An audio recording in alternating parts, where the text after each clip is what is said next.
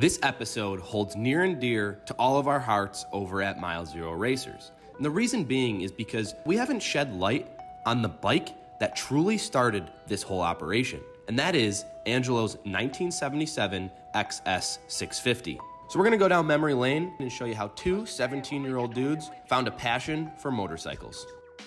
As some of you may or may not know, Angelo and I have been on two wheels for a greater majority of our life. Never competitively raced, but we always had dirt bikes and we always raced against each other. Therefore, our love for two wheels was sparked at an early age. However, the passion for two wheels on the road never was even a thought until we were 17 years old and Angelo showed up one day with this 1977 XS 650. Well, then of course, anything that Angelo did, I'd also have to do, and vice versa. And that first bike for me was a 1987 Suzuki Savage LS 650. Through the course of educating myself of what it means to be a cafe racer, I realized that the LS 650 was not the bike to turn into a cafe racer, and I was eager for the next chapter. And that next chapter was learning about the Honda CB 750. And that is why this video holds near and dear to our hearts, because this XS 650 is what sparked the idea and passion for milezero.racers. So I hope you guys enjoy. Angelo's gonna walk you through all the logistics of what he's done to this bike. And if you're interested in more videos on this bike, comment below and we'll be sure to make them. So without further ado, I hope you enjoy and learn a little bit about the history of milezero.racers. What's going on, fam? So as you guys know, Angelo has the 2008 Dyna Super Glide Custom, and he also has this 1977 XS 650 Cafe Racer budget build. And believe it or not, guys, we've mentioned this in videos throughout the page. If you don't know, well, now you will, because this is going to be a designated video on the 77 XS 650, because this is the bike that started everything. It started as BPM Customs with the Suzuki Savage, the Bob Cafe Racer, I called it. Let's put some pictures up right here, Angelo, of what it used to be and how it all started. And where we are now is because of this bike and because of him, because when we were 17, we used to race dirt bikes a little bit recreationally against each other and at local tracks. And when we were 17, Angelo showed up with his first motorcycle, which was this. Bought it for $1,000 back in 2017. An all original, fantastic, beautiful shape with a top end rebuild, everything all original and in really immaculate shape. Yep. And then I followed suit a few months later, picked up the cheapest bike I could find for $800, which was the LS 650. And we're gonna have him walk through the history of it, the story of how he got it, and the magnitude of which this has on the whole page and why we're here today. So with that, let's roll the intro and get right into the backstory of this bike.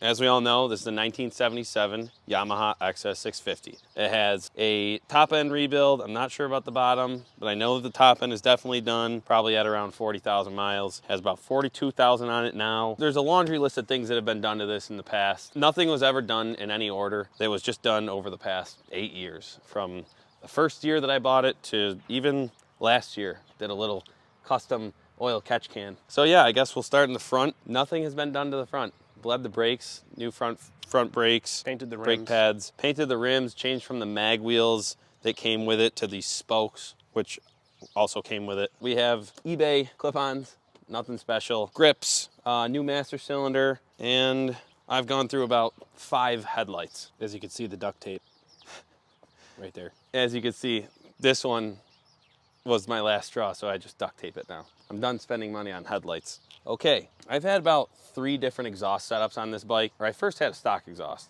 Then I bored out the stock exhaust. Then I took the stock slip-ons off and ran straight pipes that cut right there. And then finally, after years of just messing with it and it blowing out people's eardrums and my own, it was a little bit obnoxious. I added on these slip-ons, which are still pretty obnoxious, which I love. And then next we did the TC Bros rear set bracket and pegs.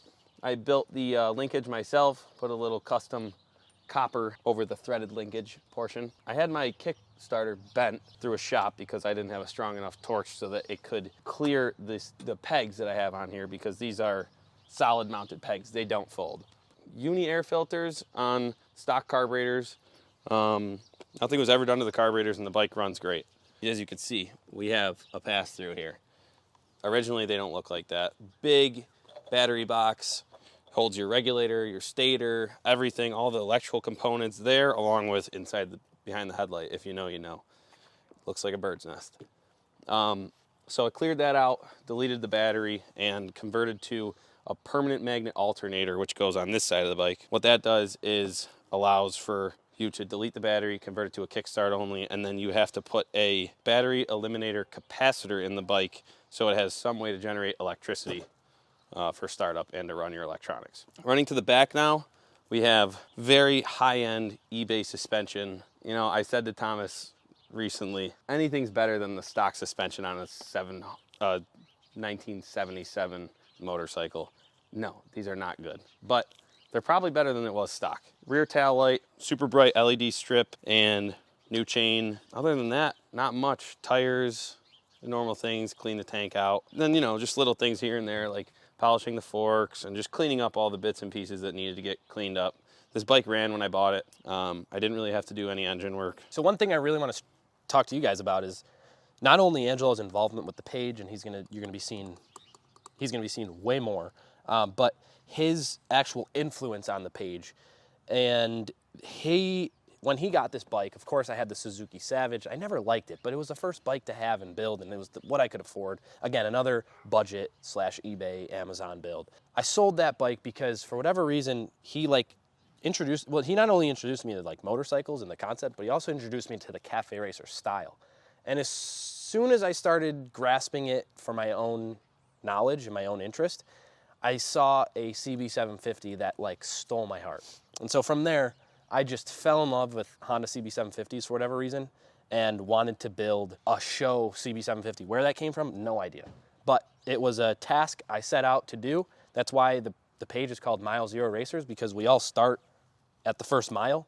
And no matter expert or beginner, we all start at the first mile. And that's the whole point of the page, is to bring us all together, inspire beginners, inspire people that are afraid, inspire those that have put their builds on hold for years, and just get out and go and do what you want, right? And there's no right or wrong between budget and expensive. It's just whatever you desire in a cafe racer or a motorcycle or whatever it may be. And so this bike sparked the Club Sport, this sparked the Club Sport V2, the Club Sport Lite out of the 450, and so much more. So you're gonna see more of this. If you wanna see more of this, encourage him to ride it more, do more videos on it. And if you guys wanna do any more upgrades on it, this is like a never-ending build, right, Angelo? Like, You're gonna always continue building. Like he said, he has no timeline, he has no pace, he has no like preference of what starts where, and things like front end swap would be sick. I don't know if he wants to do it. New wheels, that would be sick. I don't know if he wants to do it. For sure, a new seat, and little things like that. So if you're interested, drop comments below. And if this bike gets a lot of love, we might consider investing some more money into it. So let us know, drop a comment below. As always, consider subscribing to see more about the world of the Three Stooges, me, Alex, and Angelo, and the milezero crew. We do what we love. That's building BMW M3s, building motorcycles, riding motorcycles, doing everything really. And we're gonna start bringing you guys a little bit more into the mix of the life of the boys behind the milezero page. Yeah, I mean, you've seen me chuckle a couple times. I'm giggling because behind the camera right now, Alex is actually wiping and cleaning his entire interior of his car with glass cleaner. I have a problem. All I do is clean and then clean more and then clean again. And I love it. But you got to keep everything clean. So yeah, that's... As always, guys, we're one team, one family, and thank you for being the dopest crew out there. And of course, thanks for watching this video. That's my bike. You'll hear some little things about it here and there of, you know, funny things that have happened in the past or what we've done to just mess with things. And, you know, if it works, it works. We just had fun on it. We're one team, one family, as always. Thank you for being the dopest crew out there, and we'll catch you in the next video. See ya. Peace.